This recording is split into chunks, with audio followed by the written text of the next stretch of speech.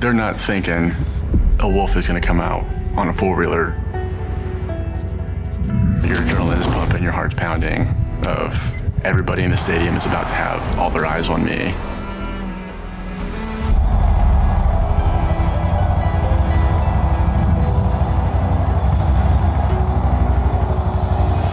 I am Casey Wolf, manager of Shenanigans.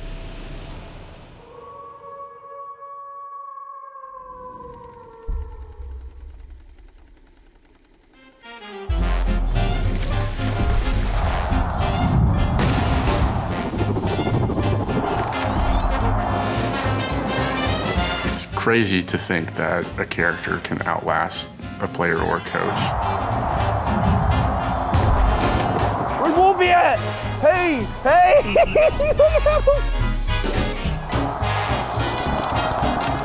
Casey Wolf debuted in 1989. He was named after a group from Municipal Stadium called the Wolfpack because they were the rowdier group of fans, and so Casey Wolf is the rowdiest mascot.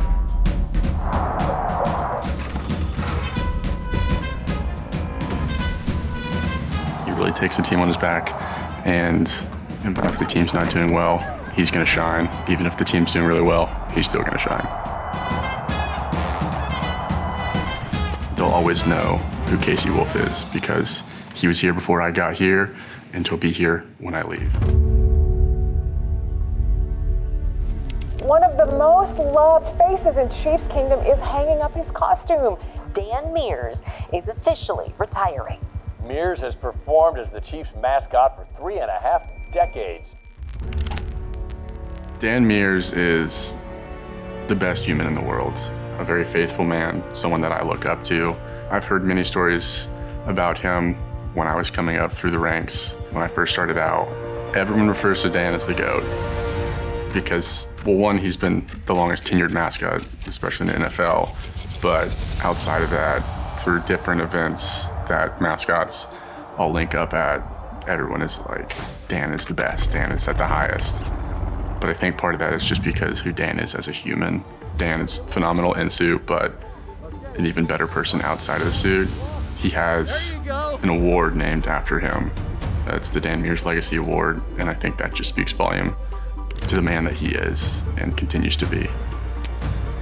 He has been my biggest supporter throughout this whole entire process. From the second I got here, it was family. No matter my background, who I was, he was saying, you're in this community, you're part of this team, you're already family. It's an immense amount of pressure following in his footsteps, especially with the change over being so open. Dan Mears, the inaugural KC Wolf. And I've gotten, people at games saying, oh, it's the new Wolf. Oh, you got big shoes to fill. But at the end of the day, it's you in that suit.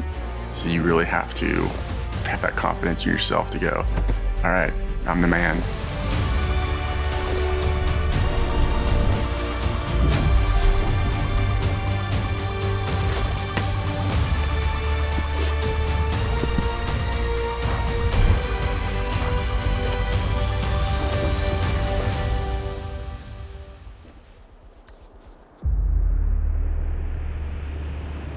Before I go out, I say a little prayer.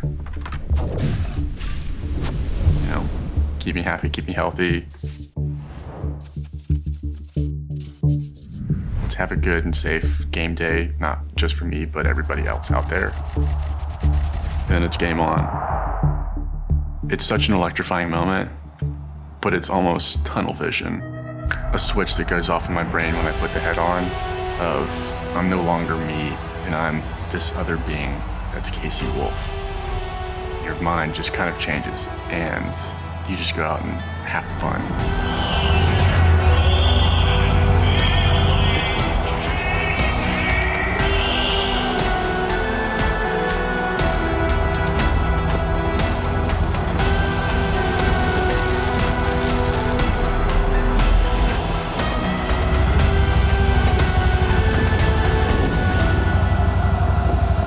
And then we have the run out, which is the most exhilarating thing.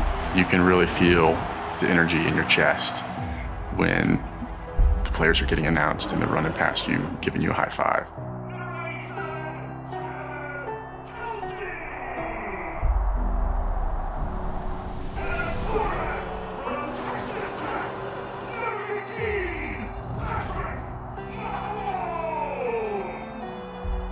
And then the game starts. I mean, I've got the jersey, so I'm ready to go whenever I need it. May need some more pads.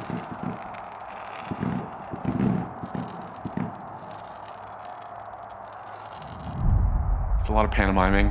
I did a lot of research when I was first starting out of, okay, how do I use my hands? How do I use my body? It's nice that fat characters basically have this built-in prop, which is the belly. You move your body this way, the belly's gonna take a little longer to come around, and that's just automatically funnier. Something that no one would know is it takes a lot of endurance. It's hot. The costume itself is 25 to 30 pounds, 5 of which is on top of your head, so you have to have a lot of neck strength. For a typical game day, I'll burn about 6,000 calories.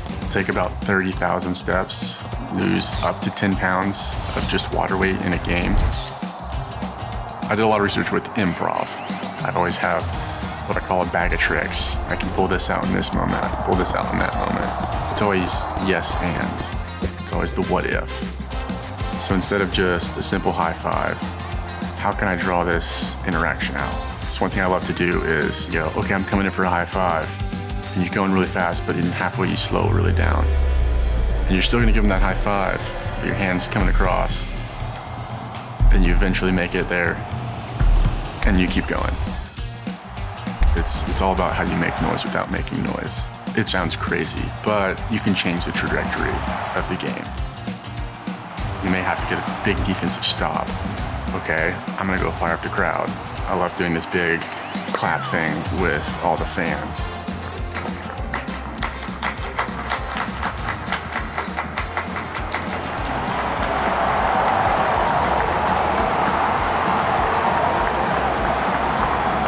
Get a big stop, and it's like, oh, I could have had a little something to do with that.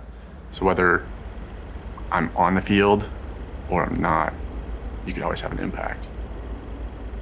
So KCUF does, on average, 500 events in a year. A lot of that is through the community. I've always wondered what my why is. And I think I get joy out of giving someone else joy. And if I can put a smile on your face, it puts a smile on my face. That's been my goal my entire life, in and outside of this job. Mascots are crazy and wild, but they're also cuddly and fun. You never know the story of someone.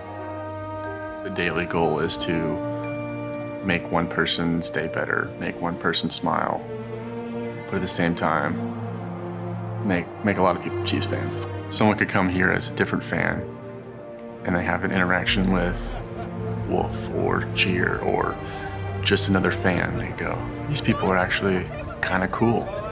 Maybe I'll be a Chiefs fan.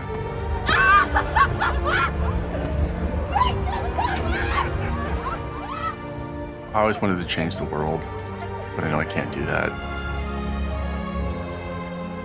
I have to call my mom! I want to leave my footprints and in a good light. I always looked up to Dan because he did that. How can I do that but have my own spin on it? It's gonna take years to figure out exactly what that is, but like I've said before, I just want to make smiles appear and Chiefs fans happy. My job is to make an impact on somebody, whether that's one person or an entire stadium full.